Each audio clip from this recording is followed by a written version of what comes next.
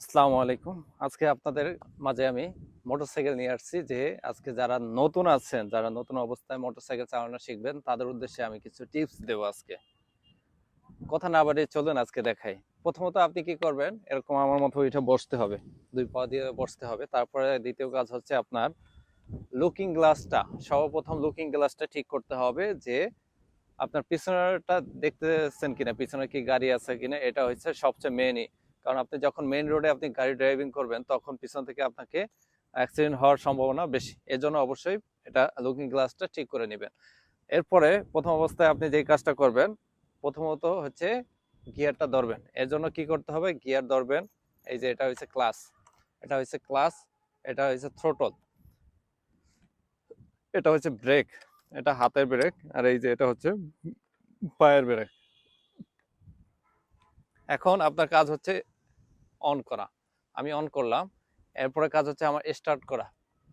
আমি কিক দিয়ে আমি এই যে স্টার্ট দিচ্ছি।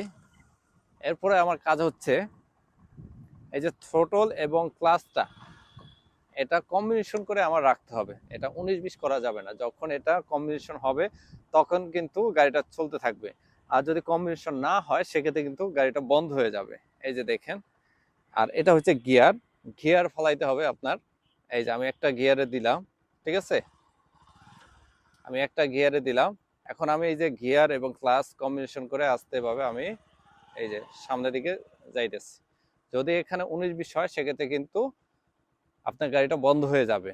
আর সবচেয়ে মেন হচ্ছে আপনার ব্রেকিং সিস্টেমটা, ব্রেকিং সিস্টেমটা আপনি যত গতিতেই গাড়িটা রান করেন না কেন, আপনার ব্রেকিং সিস্টেমটা যদি ভালো থাকে সেক্ষেত্রে আপনি যে কোনো মুহূর্তে, ইমার্জেন্সি মুহূর্তে আপনি কিন্তু ব্রেক করতে পারবেন।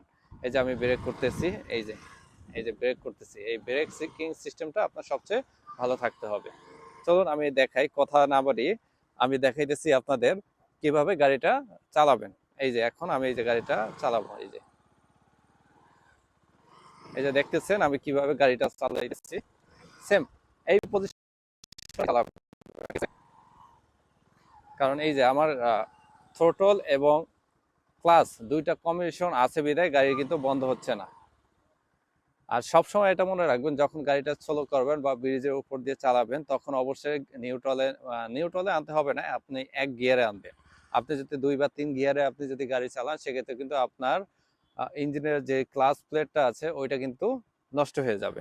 এই জন্য সবসময় এক গিয়ারে দিয়ে ব্রিজের উপর যে কোনো উঁচু জায়গায় উঠবেন এক গিয়ারে। এই যে আপনি দেখতেছেন আমি কিভাবে গাড়ি চালাইতেছি।